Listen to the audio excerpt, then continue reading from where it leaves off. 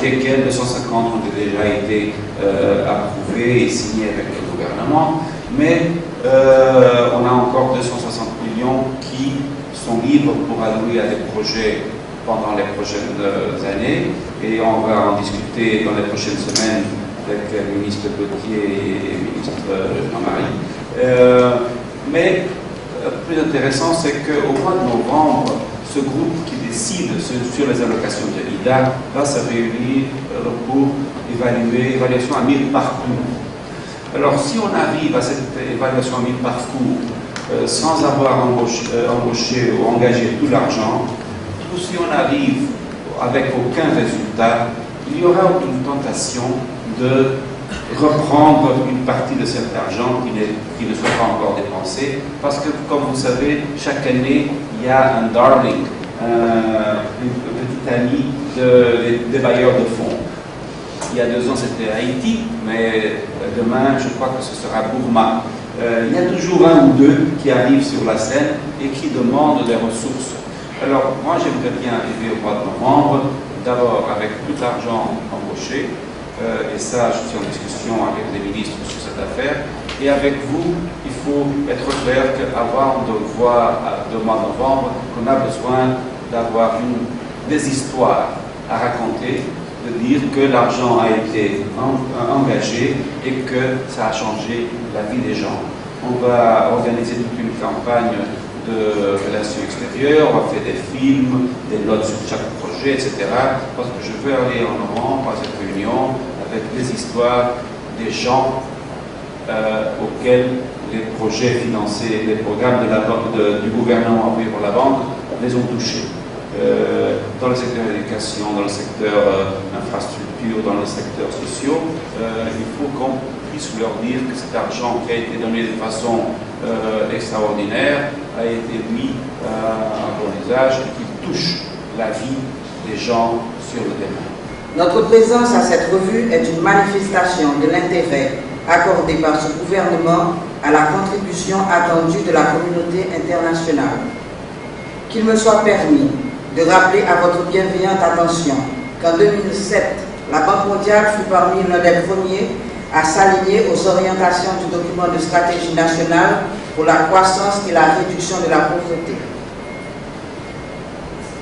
La stratégie d'assistance de la Banque découlant de cet exercice d'alignement reposait alors sur 3 piliers: la promotion et la croissance du développement local, l'investissement dans le capital humain et la réduction de la vulnérabilité face aux catastrophes.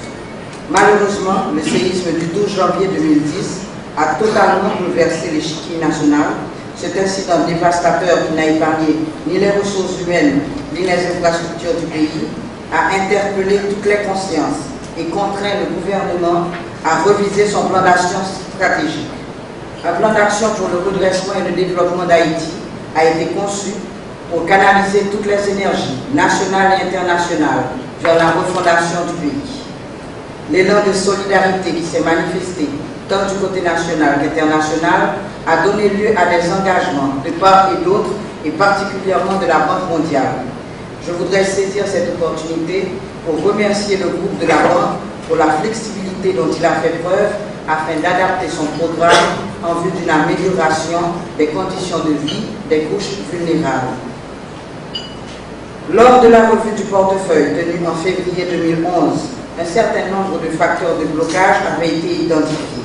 Il s'agit, je cite le document préparé à cet effet, manque de coordination et d'harmonisation des interventions des bailleurs de fonds, faiblesse gouvernementale dans l'appropriation du portefeuille et dans le suivi de sa mise en œuvre, pour ne citer que cela. Mesdames et messieurs, aujourd'hui, il me fait plaisir de vous informer que nous disposons d'un cadre de coordination, véritable mécanisme de coordination et de gestion de l'aide externe. Ce cadre conçu avec la participation et l'appui du G12 à 3 niveaux. Un niveau stratégique, destiné à fournir le guidage et l'orientation nécessaires. Un niveau opérationnel, appelé à faire le suivi des grandes orientations à travers les comités interministériels. Un niveau géographique, afin de garantir l'équilibre spatial dans la répartition des activités. La mise en œuvre de ce cadre sera certainement facilitée par l'existence d'un document de référence, le PSDH, dont la mise en œuvre nous réfère aux 4 grands chantiers: la refondation territoriale, la refondation économique, la refondation sociale, la refondation institutionnelle. Nos discussions avec nos partenaires techniques et financiers ont désormais un cadre de référence sûr pour évoluer vers la reconstruction et la modernité. Nous veillerons à ce que toutes les actions de coopération et de développement s'harmonisent avec ce document et respectent scrupuleusement nos engagements contractés vis-à-vis de la communauté internationale. Le présent atelier intervient à un moment où le consensus fort émerge quant à la nécessité de mettre notre pays en orbite pour une croissance accélérée, inclusive et génératrice d'emplois. C'est cette orientation qui est donnée au plan stratégique de développement d'Haïti, PSDH, avec pour objectif ultime de faire de notre pays un pays émergent d'ici à 2030. Il constituera pour notre pays le cadre de référence sur lequel s'aligneront les différentes interventions de nos partenaires techniques et financiers. Et pour répéter ma collègue de la planification, nous sommes heureux de constater que la stratégie d'assistance de la Banque mondiale à Haïti repose sur 3 piliers: la promotion de la croissance et le développement local, l'investissement dans le capital humain, la réduction de la vulnérabilité face aux catastrophes. Ceci atteste que notre coopération avec la Banque mondiale tient bien compte des priorités nationales, condition clé pour l'efficacité de l'aide. Pour rappel, le montant des engagements nets du portefeuille actif s'élève à 473,26 millions de dollars américains et les décaissements s'établissent à 195,62 millions de dollars américains, soit un taux de décaissement de 41,33%. Nous nous félicitons aussi de plusieurs projets en négociation avec la Banque mondiale, ce qui va contribuer à rendre son portefeuille plus important et plus attractif. Pour garantir l'atteinte des résultats prévus dans le PSDH, il nous faut non seulement continuer à accroître nos ressources internes, attirer les investissements privés, mais aussi promouvoir une plus grande efficacité de l'aide publique au développement, sachant que sa mobilisation devient de plus en plus difficile dans le contexte actuel de l'économie mondiale. Notre pays a déjà enclenché la mise en œuvre de plusieurs actions pour renforcer la gestion du développement et des finances publiques et l'efficacité de l'aide. Je me permettrai de citer les efforts consentis en vue de renforcer le processus de passation des marchés publics, le contrôle et la transparence dans l'exécution des dépenses publiques, la mise en place d'un dispositif institutionnel pour les politiques de développement a donné lieu à la mise en place de tables sectorielles de plusieurs unités de gestion de l'aide, ainsi que l'organisation périodique de missions de suivi et évaluation des projets. Mais il nous faut aller plus loin dans l'efficacité des projets. Le présent atelier représente une excellente opportunité. En effet, il vise à capitaliser sur les résultats enregistrés dans la mise en œuvre des différents programmes et projets, à identifier les entraves et les contraintes à l'amélioration de la capacité d'absorption du pays. Et c'est pour cela que le gouvernement, soucieux du suivi des projets, a sollicité l'organisation de cette importante rencontre pour parcourir dans les détails l'état d'avancement des projets financés par la Banque mondiale. Cette revue est une opportunité pour vous de vous familiariser et vous informer du contenu de ce portefeuille et de sa performance actuelle. Vous aurez à partager les difficultés rencontrées depuis la préparation jusqu'à l'exécution des projets et de discuter d'un plan d'action dont l'objectif sera de favoriser une meilleure collaboration entre les ministères de tutelle et les unités d'exécution et la Banque mondiale.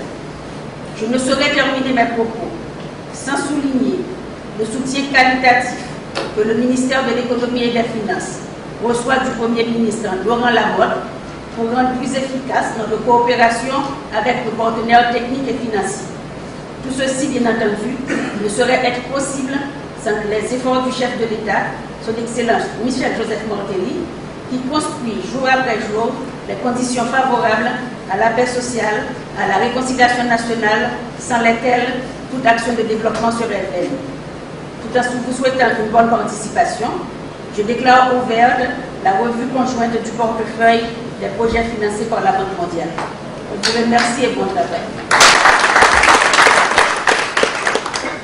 Cet atelier, c'est une occasion pour mettre autour d'une même table non seulement les gens qui sont en charge de l'exécution du projet au quotidien, mais aussi les autorités haïtiennes, l'administration, pour qu'ensemble, on fasse cette appréciation, cette évaluation du progrès que nous sommes en train de faire vers les objectifs que nous nous sommes conjointement fixés. Comme mesdames les ministres de l'économie et des finances et de la planification l'ont bien dit, les priorités, c'est appuyer les priorités du gouvernement qui sont celles relatives en général aux 5 E qui ont été annoncés par le président Martelly, c'est-à-dire le développement humain durable, l'appui au gouvernement pour la gestion des risques et des astres, le développement, la production et le développement de l'emploi. En général, les projets Banque mondiale ont une durée moyenne de 5 ans, mais l'âge moyen du portefeuille que nous allons discuter aujourd'hui et demain est de 3 ans. Ce qui veut dire qu'il y a beaucoup de projets qui sont entrés dans le portefeuille au cours de 2 dernières années suite en réponse aux urgences qui sont nées du tremblement de terre de janvier 2010. Cette revue conjointe, il faut signifier, il faut préciser que c'est une revue conjointe entre le gouvernement haïtien et la Banque mondiale des projets que nous finançons ici en Haïti. Cette revue conjointe sert à jeter un regard rétrospectif sur l'année qui vient de se passer, qui vient de s'écouler, savoir comment est-ce que les projets que nous finançons ont été exécutés, s'ils ont été exécutés selon les plans convenus en début d'année, s'ils ont été bien exécutés, si on a fait des progrès vers des objectifs de développement que chacun des projets s'est fixé. Donc cette revue de portefeuille aussi donne l'opportunité à tout à chacun de jeter un regard sincère sur ce qui a marché et le reconnaître, et ce qui n'a pas marché, afin de trouver des solutions idoines, afin de mieux faire, afin de nous assurer qu'à la fin, le projet aura permis au gouvernement haïtien d'avancer son programme de développement économique et social au bénéfice du peuple haïtien. Actuellement, le portefeuille de la Banque mondiale est composé de 16 projets pour un montant global d'environ 520 millions de dollars.